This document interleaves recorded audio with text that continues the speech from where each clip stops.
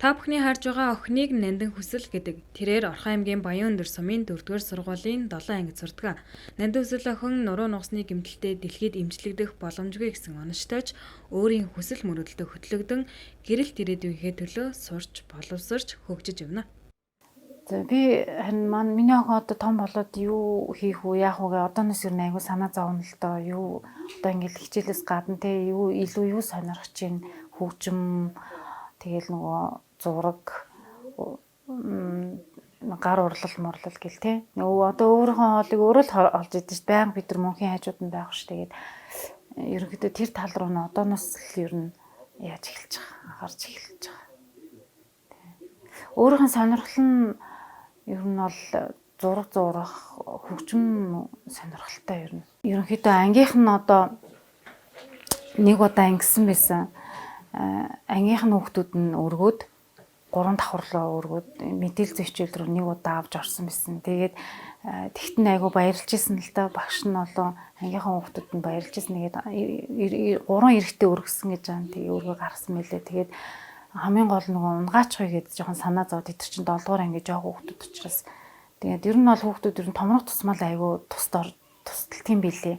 Бага ангид бол хүүхдүүд нь арай чадахгүй ингээд төрөхөд хүртэл чаддаг байсан. Одоо ангийнх нь бол айгу сайн тусалж дэмждэг. Намайг Намун гэдэг. Би 4-р сургуулийн 7 ангийн дарга байна. Нандин Хүсэл маань нэлийн туусч тэгтээ бас энэрэнгүй сайхан сэтгэлтэй байдаг. Тэгтээ бас нэлийн зөөлөн намдуухан дуутай байдаг болохоор бас гоё охин. Тэгтээ бас хичээлдээ маш сайн байдаг болохоор би бас гоё баярлдаг. Тэгээд хамгийн гоё байдаг зүйл нь гэхээр Нандин Хүсэл маань ийм ч гэлээ бас гоё сайхан сэтгэлтэй, тайван дуу заавал тийм яардаггүй. Тэгчээд нэлээд тайван өвгөмөр хүн байдаг.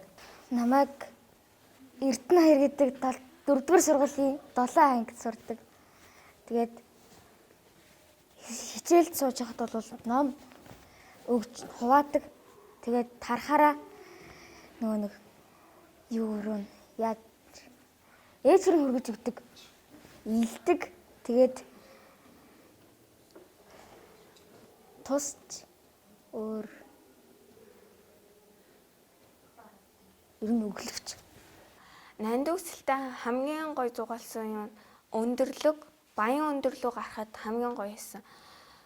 Тэ хамгийн түрүүнд баян өндрийн уулныхын доор аршааныхын хажуунд Нандин Хүсэлтэйгээ уулзаж тэнцэнэ уусаа уучаад тэгээд цугтаа тэнцээ хэсэг байж тоглож байгаад тэгээ баян өндөрлөө гарах гад төрж явж байхад аав нь ирж юу тусалсан. Тэгээд аав нь тэр баян өндрийн тойруу замаар нь авч машинаараа явна гэд тэгээд баян өндөр дээр очиж төрүүлж очиод баян өндөр дээр бөөнд цуглаа. Баян өндөр дээр бүгдээрээ цуглараад тэгээд тэнцэнэ Нандин Хүсэлтэйгээ цайлчаад тэгээд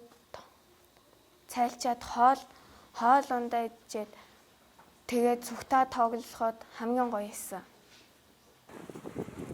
4-р сургуулиас түүний ангийг нэг давхарт байрлуулах, налуу зам талбайг ихэсгэх зэргээр сурах орчныг бүрдүүлдэг байна. Тэгвэл одоо хөгжлийн бэрхшээлтэй хүүхдийг боловсролд тэгш хамруулан сургах нөхцөлийг бүрдүүлсэн Орхон аймгийн 7-р сургуулиас сурвалжлага үргэлжлүүлнэ. Тус сургуульд оюуны хомсдолтой хүүхдэд зориулсан 3 анги, хэл яриа сонсголын бэрхшээлтэй хүүхдэд зориулсан 1 анги байдаг. Өнөөдрийн байдлаар тус сургуульд хэл яриа сонсголын бэрхшээлтэй 51 хүүхэд сурч байна. Тэдний сурч боловсрох, нийгэмтэйгээ хөл нийлүүлэн алхах боломжид үнэтэй хувь нэмэр оруулж байгаа. Дохионы хэлний багш Баяр Жаргалаар сурвалжлал маань үргэлжлэнэ. Энэ тусгай хэрэгцээд боловсруулаар ингээд хичээллээд энэ дохионы хэл болон хэл ярианы заслан авж байгаа энэ хүүхдүүд маань нийгэмд гараад тийм ээ өөрийн гэсэн ядаж нэг том компани захирал болоод онц сураасаа гэж эцэг их нь юусоо хүсдэггүй. Зөвхөн нийгэмд эзлэхтэй зөв хүн биеэ зөв яаж авч явах вэ? Яаж одоо би хүн бол төлөвшгөө нийгэмтэйгээ яаж харьцах вэ? Ядаж автобусанд яаж зөв суух вэ? Тийм ээ? Дэлгүүр ороод яаж талхаа худалдаж авах вэ гэд энэ зэргийг л бид нар хангаж өгөх үүрэгтэй. Хүүхдүүдийн маань алагчлалгүй нийгэмд амьдруулаасаа л гэж хүсэж байна. Яагаад тэгэхээр эдгээр сонсгоос л бусдыг бүгдийг хийж чадах хүүхдүүд байгаа. Яагаад бид нар миний мэрэгжил бас маш сайхан ховор мэрэгжил. Тэгээд энэ хоёр ертөнцийг холбох гүүр байна гэдэг бол миний хувьд маш том бахархал юм аа. Архан аймгийн хэмжээнд хөгжлийн бэрхшээлтэй 300 гаруй хүүхэд бий. Үүнээс ерөнхий боловсролын 7 дугаар сургуульд 51 хүүхэд сурч байна.